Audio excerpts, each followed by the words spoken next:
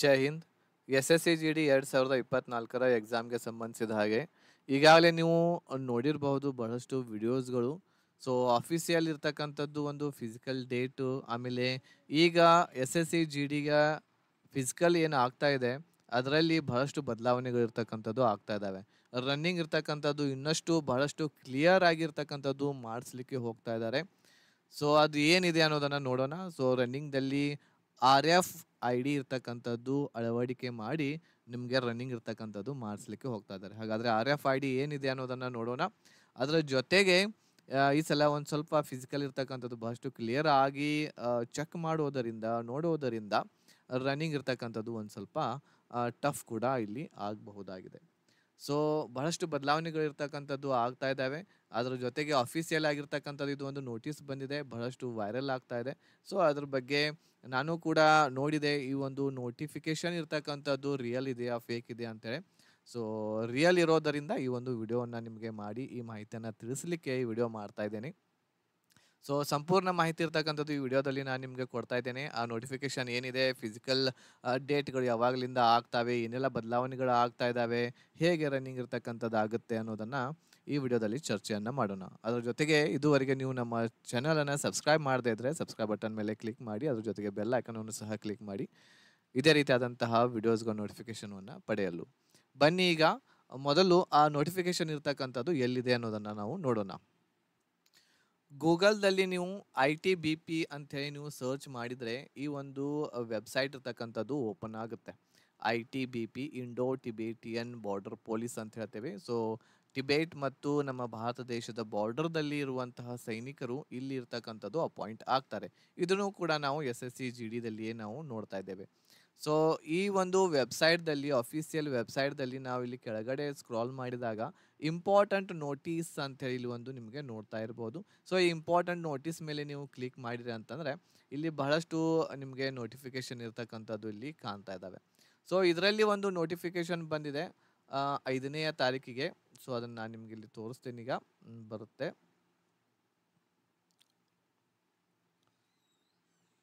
Wait ಮಾಡಿರಿ.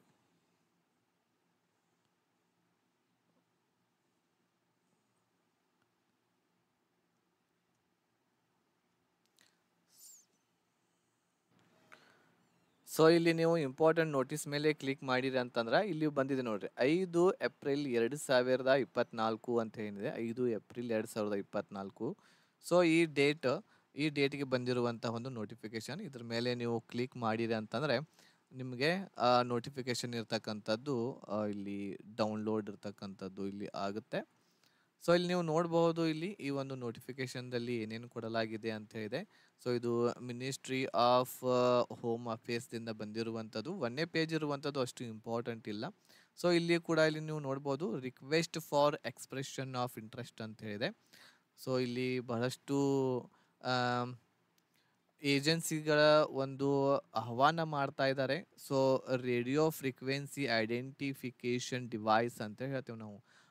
RFID ಅಂತಂದರೆ radio frequency identification device based physical efficiency test. So RFID ಏನಿದೆ ಅದನ್ನು PETಗೆ, ಆಮೇಲೆ ನೆಕ್ಸ್ಟ್ PETಗೆ ಅಳವಡಿಕೆ ಮಾಡೋದು ಯಾರು ಮಾಡ್ತಾರೆ ಅಂತ ಕೇಳ್ತಾ ಇದ್ದಾರೆ.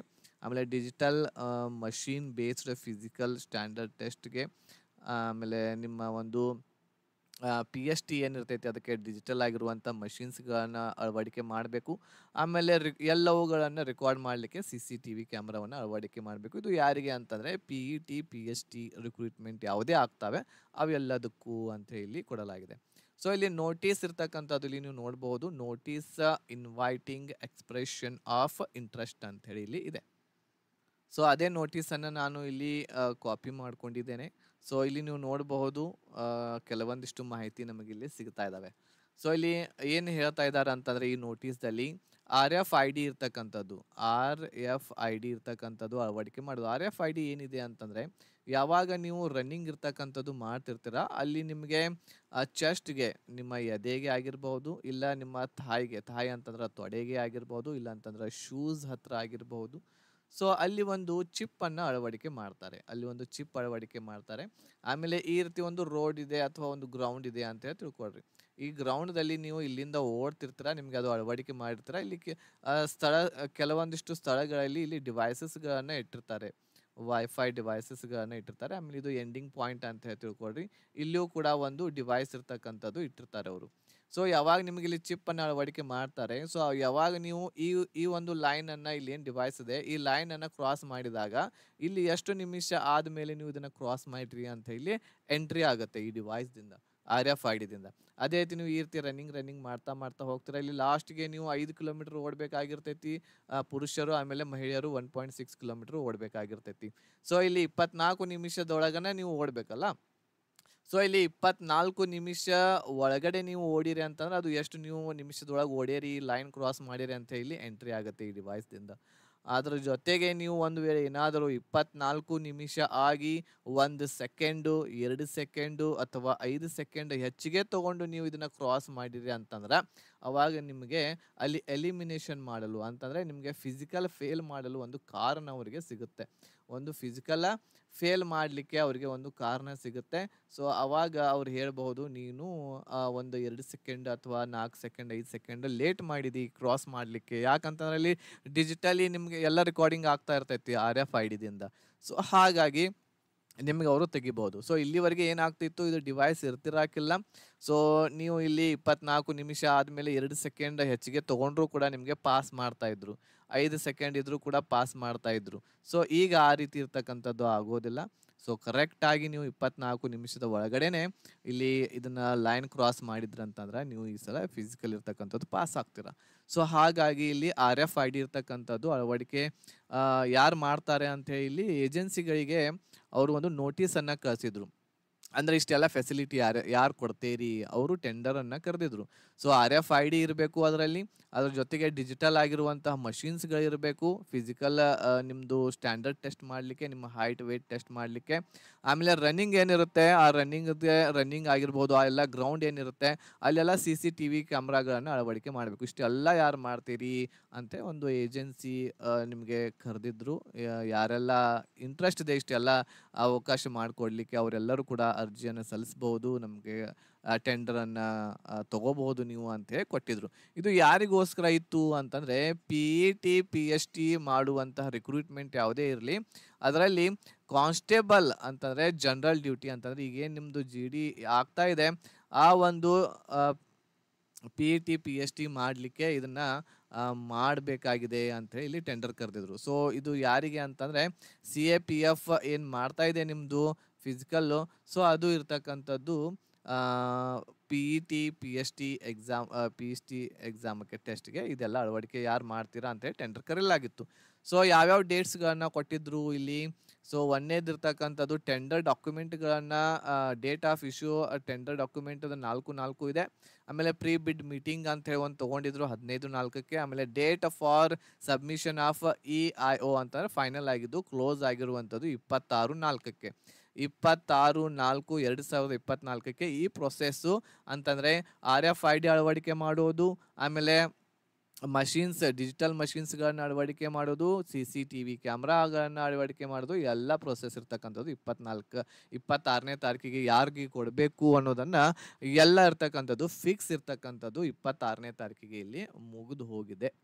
ಓಕೆ, ಸೊ ಅಂತಂದರೆ ಇಲ್ಲಿ ನಾವು ಅನ್ಕೋಬಹುದು ಏನು ಅಂತಂದರೆ ಈ ಡೇಟಿಗೆ ಎಲ್ಲ ಪ್ರೊಸೆಸ್ ಇರ್ತಕ್ಕಂಥದ್ದು ಮುಗಿದ್ರೂ ಕೂಡ ನಿಮ್ಮ ಫಿಸಿಕಲ್ ಒಂದು ರಿಸಲ್ಟ್ ಇರ್ತಕ್ಕಂಥದ್ದು ಮೇ ತಿಂಗಳದ ಸೆಕೆಂಡ್ ವೀಕದ ಒಳಗಡೆ ಇರ್ತಕ್ಕಂಥದ್ದು ಬರ್ಬೋದು. ಯಾಕೆ ಇಷ್ಟು ಲೇಟ್ ಆಗ್ತಾ ಇದೆ ಅಂತಂದರೆ ಒಂದೇ ಒಂದು ಕಾರಣ ಆಗಿರ್ಬೋದು, ಒಂದು ಎಲೆಕ್ಷನ್ ಇರ್ತಕ್ಕಂಥದ್ದು.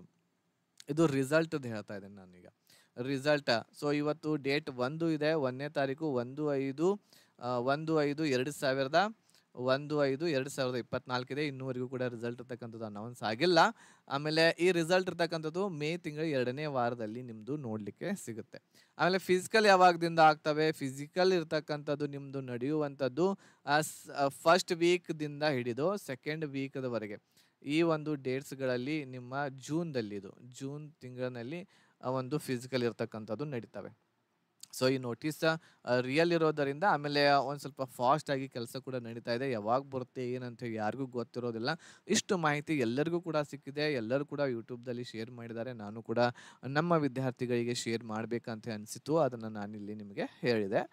ಆಮೇಲೆ ಇಲ್ಲಿ ಒಂದು ಬದಲಾವಣೆ ಏನಾಯ್ತು ಅಂತಂದ್ರೆ ಇಲ್ಲಿ RFID ಇರ್ತಕ್ಕಂಥದ್ದು ಅಳವಡಿಕೆ ಮಾಡಿ ನಿಮಗೆ ರನ್ನಿಂಗ್ ಮಾಡಿಸ್ತಾರೆ. ಆಮೇಲೆ ಈಗ ಇದು ಒಂದನೇ ಬದಲಾವಣೆ. ಎರಡನೇ ಬದಲಾವಣೆ ಮತ್ತೇನಾಗ್ತಾ ಇದೆ ಅಂತಂದ್ರೆ ಇಲ್ಲಿವರೆಗೆ ನಿಮ್ದು CAPF ಇರ್ತಕ್ಕಂಥದ್ದು ಏನ್ ಮಾಡ್ತಾ ಇತ್ತು, CAPF ಇರ್ತಕ್ಕಂಥದ್ದು ಎಲ್ಲ ಇರ್ತಕ್ಕಂಥದ್ದು ನೋಡ್ಕೋತಾ ಇತ್ತು ನಿಮ್ದು ಫಿಸಿಕಲ್. ಬಟ್ ಈ ಸಲ ಇರ್ತಕ್ಕಂಥದ್ದು ನಿಮ್ಮ ಫಿಸಿಕಲ್ ನೋಡ್ಕೋತಾ ಇರುವಂಥದ್ದು ಯಾರು ಅಂತಂದ್ರೆ ITBP ಇರ್ತಕ್ಕಂಥದ್ದು ನಿಮ್ದು ಫಿಸಿಕಲ್ ನೋಡ್ಕೋತಾ ಇದೆ. ಅಂದ್ರೆ ಫಿಸಿಕಲ್ ಅವರೇ ನಿಮ್ಗೆ ನಡೆಸ್ತಾರೆ.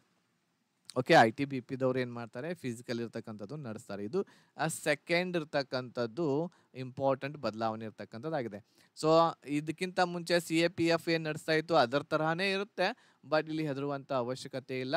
ಇವ್ರೇನು ITBP ಇದೆ ಅಂಥೇಳಿ ಏನು ಟಫ್ ಹಾಗೆ ಹೀಗೆ ಏನೂ ಇರೋದಿಲ್ಲ, ಸೇಮನೇ ಇರ್ತೈತಿ ಎಲ್ಲನೂ ಕೂಡ. ಬಟ್ ಇನ್ನೊಂದು ಬದಲಾವಣೆ ಏನು ಅಂತಂದರೆ ಇಲ್ಲಿವರೆಗೆ ಇರ್ತಕ್ಕಂಥದ್ದು ನಿಮ್ಮ ರನ್ನಿಂಗ್ ಇರ್ತಕ್ಕಂಥದ್ದು ರೋಡ್ಗಳ ಮೇಲೇನೂ ಕೂಡ ಆಗ್ತಾ ಇತ್ತು ಕೆಲವೊಂದಿಷ್ಟು ಕಡೆ. ಬಟ್ ಈ ಸಲ ಇರ್ತಕ್ಕಂಥದ್ದು ಸಂಪೂರ್ಣವಾಗಿರುವಂತಹ ನಿಮ್ಮ ರನ್ನಿಂಗ್ ಗ್ರೌಂಡ್ದೊಳಗನ ಆಗ್ತೈತಿ. ಸೊ ಬಿಸಿಲಿರುತ್ತೆ, ಬಿಸಿಲಿನಲ್ಲಿ ನೀವು ಗ್ರೌಂಡ್ದಲ್ಲಿ ಓಡಬೇಕಾಗುತ್ತೆ. ರೋಡ್ ಇರ್ತಿತ್ತು ಅಂತಂದ್ರೆ ಅಕ್ಕಪಕ್ಕ ಇರ್ತಕ್ಕಂಥದ್ದು ಕೆಲವೊಂದಿಷ್ಟು ಗಿಡಗಳು ಇರ್ತಿದ್ದು, ಅಲ್ಲಿ ಒಂದು ಸ್ವಲ್ಪ ನೆರಳು ಇರ್ತಿತ್ತು, ಅಲ್ಲಿ ನೀವು ಓಡ್ತಿದ್ರಿ ಆರಾಮಾಗಿ. ಬಟ್ ಗ್ರೌಂಡ್ದಲ್ಲಿ ಓಡಿಸೋದರಿಂದ ಅಲ್ಲಿ ಯಾವುದೇ ಗಿಡಗಳು ಇರೋದಿಲ್ಲ, ಏನೂ ಇರೋದಿಲ್ಲ. ಆಮೇಲೆ ಗ್ರೌಂಡ್ದಲ್ಲಿ ಓಡೋದು ಒಂದು ಸ್ವಲ್ಪ ಟಫ್ ಇರ್ತಕ್ಕಂಥದ್ದು ಆಗುತ್ತೆ. ಸೊ ಹಾಗಾಗಿ ನೀವು ರನ್ನಿಂಗ್ ಇರ್ತಕ್ಕಂಥದ್ದು ಗ್ರೌಂಡ್ದೊಳಗನ ಪ್ರಾಕ್ಟೀಸ್ ಇರ್ತಕ್ಕಂಥದ್ದು ಮಾಡ್ರಿ. ಓಕೆ, ಸೊ ಇವಿಷ್ಟು ಇರ್ತಕ್ಕಂಥದ್ದು ಬದಲಾವಣೆಗಳು. ಒಂದನೇದು RFID ಇದೆ, ಆಮೇಲೆ ITBP ಇದೆ, ಆಮೇಲೆ ಗ್ರೌಂಡ್ದಲ್ಲಿ ನಿಮ್ಮ ರನ್ನಿಂಗ್ ಇರ್ತಕ್ಕಂಥದ್ದು ಆಗುತ್ತೆ. ಸೊ ಇಲ್ಲಿ ಈ ಪ್ರೊಸೆಸ್ 26/4 ಅಂತಂದರೆ ಈ ಏಪ್ರಿಲ್ ತಿಂಗಳೊಳಗನೆ ಎಲ್ಲ ಪ್ರೊಸೆಸ್ ಮುಗಿದಿದೆ ಅಂದಮೇಲೆ ಇನ್ನು ಬಹಳಷ್ಟು ಹೊತ್ತು ಕಾಯೋದಿಲ್ಲ. ಸೊ May 1 ಇಲ್ಲ ಅಂತಂದ್ರೆ ಸೆಕೆಂಡ್ ವೀಕ್ದೊಳಗೆ ನಮಗೆ ನೋಡ್ಲಿಕ್ಕೆ ಸಿಗುತ್ತೆ. ಸೊ ರಿಸಲ್ಟ್ ಬಂದ ತಕ್ಷಣವೇ ನಮ್ಮ ಒಂದು ಟೆಲಿಗ್ರಾಮ್ ಗ್ರೂಪ್ದಲ್ಲಿ ನಾನು ಅದನ್ನು ಶೇರ್ ಮಾಡಿರ್ತೀನಿ. ಯಾರ್ಯಾರ್ದು ಸೆಲೆಕ್ಷನ್ ಆಗಿದೆ ಎಲ್ಲರದು ಕೂಡ ರೋಲ್ ನಂಬರ್ಸ್ಗಳನ್ನು. ಸೊ ನಮ್ಮ ಟೆಲಿಗ್ರಾಮ್ ಗ್ರೂಪ್ದ ಲಿಂಕ್ ಇರುವಂಥದ್ದು ಈ ವಿಡಿಯೋದ ಡಿಸ್ಕ್ರಿಪ್ಷನ್ ಬಾಕ್ಸಲ್ಲಿದೆ, ಇಲ್ಲಿ ಕೆಳಗಡೆ. ಅಲ್ಲಿ ಹೋಗಿ ನೀವು ಟೆಲಿಗ್ರಾಮ್ ಗ್ರೂಪ್ಗೆ ನೀವು ಜಾಯಿನ್ ಆಗಬಹುದು. ಓಕೆ, ಸೊ ಇದಿಷ್ಟು ಮಾಹಿತಿ ನಿಮಗೆ ನಾನು ಹೇಳಿದೆ. ಸೊ May 1 ಇಲ್ಲ ಸೆಕೆಂಡ್ ವೀಕ್ದಲ್ಲಿ ರಿಸಲ್ಟ್ ಬರುತ್ತೆ. ಆಮೇಲೆ ನಿಮ್ಮ ರನ್ನಿಂಗ್ ಇರ್ತಕ್ಕಂಥದ್ದು ಜೂನ್ದೊಳಗನೆ ಆಗ್ತವೆ. ರನ್ನಿಂಗ್ ಇರ್ತಕ್ಕಂಥದ್ದು ಜೂನ್ದೊಳಗನೆ ನೋಡಲಿಕ್ಕೆ ಸಿಗ್ತಾ ಇದ್ದಾವೆ. ಸೊ ಇದೇ ಒಂದು ನೋಟಿಸ್ ಬಹಳಷ್ಟು ವೈರಲ್ ಆಗ್ತಾ ಇತ್ತು. ಆಮೇಲೆ ನಾನು ನಿಮಗೆ ವೆಬ್ಸೈಟ್ ಕೂಡ ಹೇಳಿದೆ, ನೀವು ಅಲ್ಲಿ ಹೋಗಿ ಈ ಒಂದು ನೋಟಿಸನ್ನು ಡೌನ್ಲೋಡ್ ಕೂಡ ಮಾಡ್ಕೋಬಹುದಾಗಿದೆ. ಓಕೆ, ಸೊ ಈ ಮಾಹಿತಿ ನಿಮಗೆ ಇಷ್ಟ ಆಗಿತ್ತು ಅಂತಂದರೆ ಲೈಕ್ ಮಾಡಿ, ಶೇರ್ ಮಾಡಿ, ನಿಮ್ಮೆಲ್ಲ ಫ್ರೆಂಡ್ಸ್ಗಳಿಗೆ ಕೂಡ ತಿಳಿಸಿ ಅಂತ ಹೇಳ್ತಾ ಈ ವಿಡಿಯೋ ಇಲ್ಲಿಗೆ ಮುಗಿಸ್ತಾ ಇದ್ದೀನಿ. ಧನ್ಯವಾದ.